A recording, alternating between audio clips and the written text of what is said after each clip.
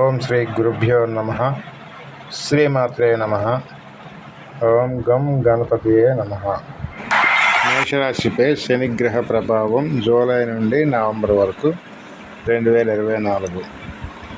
మేషరాశిపై శనిగ్రహ ప్రభావం అంటే శని వక్రగతుడై 30/6/2024 నుండి శని వక్రి త్యాగం చేసినంత వరకు అనగా 15/11/2024 వరకు పూర్వభాద్ర 2వ పాదం నుండి రిట్రాగ్రేడ్ పొజిషన్లో ప్రయాణం చేస్తున్నారు. కావున ఈ రిట్రాగ్రేడ్ పొజిషన్లో ఉన్నటువంటి సమయంలో మేషరాశి వారిపై ఈ శనిగ్రహ వక్రీ ప్రభావాలు ఎలా ఉంటాయో ఒక్కసారి ఎపిసోడ్ ద్వారా తెలుసుకుందాం.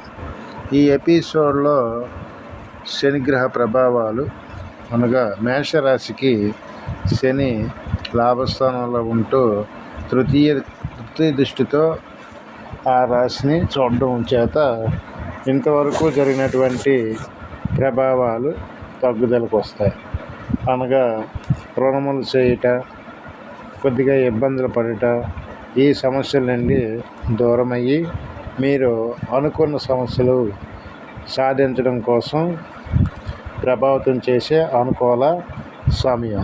జూలై నెల నుండి మీ మాటకు ఎదురుండదు, అన్నింట విజయం చేయడం, వృత్తి వ్యాపారాలకు రాణించడం, కుటుంబ వ్యక్తుల మధ్య సఖ్యత అనురాగం కలగడం, భార్యాభర్తల మధ్య సరి అయిన అవగాహన ఉండడం, వాహన సౌకర్యాలు, నూతన పరిచయాలు, ప్రతి విషయంలో ధైర్యంగా దూసుకుపోతుండడం, ఇవన్నీ కూడా ఈ జూలై నుండి నవంబర్ వరకు జరిగినటువంటి విశేషాలు.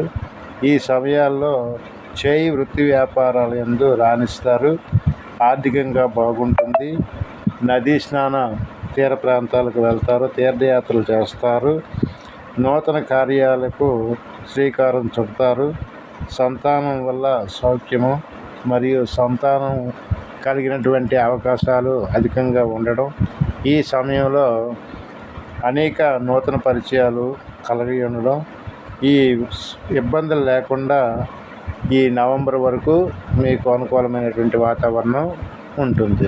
కాబట్టి శనిగ్రహ ప్రభావం అనేది వీక్షణ కాస్త తగ్గి మేషరాశి వారిపై ప్రభావం చూపించదు.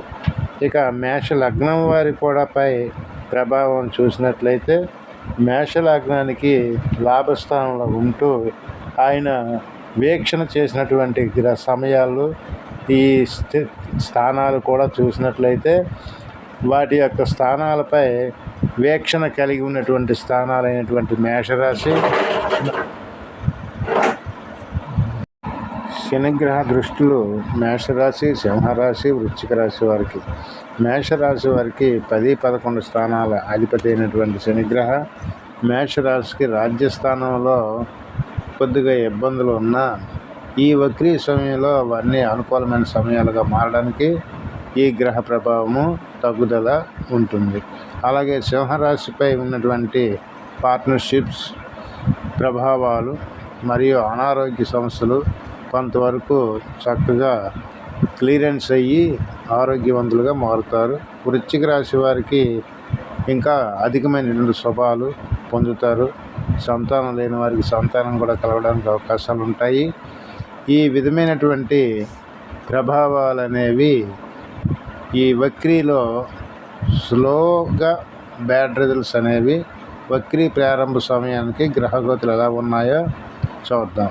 మేషంలో కుజుడు ఉన్నారు, వృషభంలో గురుడు, మిథునంలో రవి శుక్రుడు, కర్కాటకంలో బుధుడు, అలాగే కన్యలో కేతువు మరియు మీనంలో రాహు చంద్రుడు ఆ గ్రహగతుల సమయానికి వక్ర ప్రారంభం అయినది. కావున ఈ వక్ర ప్రారంభ సమయంలో కుజగ్రహం భరణి 3వ పాదంలో ఉండడం చేత, గురుడు రోహిణి 2వ పాదంలో ఉండడం చేత, ఈ కారణాల చేత వారి యొక్క దృష్టి ప్రభావాలు అనేవి భాగ్యస్థానంపై గురుడు, అలాగే కుజుడు, ఈ సింహరాశికి 7వ స్థానంలో శని ఉండడం చేత ఆ శని యొక్క దృష్టి ప్రభావం అనేది కాస్త తగ్గుదలకి అవకాశాలు ఉంటాయి.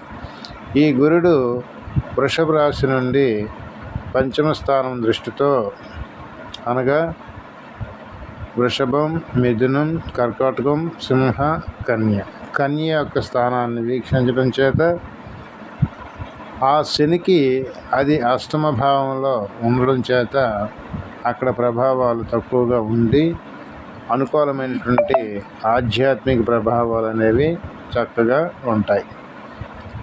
ఇక రవి శుక్రుల యొక్క ప్రభావాలు అంతంత మాత్రంగా ఉంటాయి. కుజుడి యొక్క ప్రభావాలు దశమ స్థానం పైన ఉంది, అలాగే భాగ్యస్థానంపై కూడా ఉంది. ఈ శని గ్రహం నుండి శని కుంభరాశిలో ఉండడం చేత కుంభరాశి నుంచి వృశ్చిక రాశిని వీక్షించడం చేత ఆటంకపరిచినటువంటి అవకాశాలు ఈ అష్టమ స్థానంలో అనారోగ్య భంగములు కలిగించడానికి అవకాశాలు ఉంటాయి. కాబట్టి వృశ్చిక రాశి వారు కాస్త ఆరోగ్యాన్ని జాగ్రత్తగా చూసుకోవాలను. వీక్షించే ప్రేక్షకులందరూ సబ్స్క్రైబ్ చేయండి. సబ్స్క్రైబ్ వల్ల మరికొన్ని ఎపిసోడ్లు చేయడానికి నాకు ఎంతో ఉత్సాహం కలుగుతుంది. Thank you.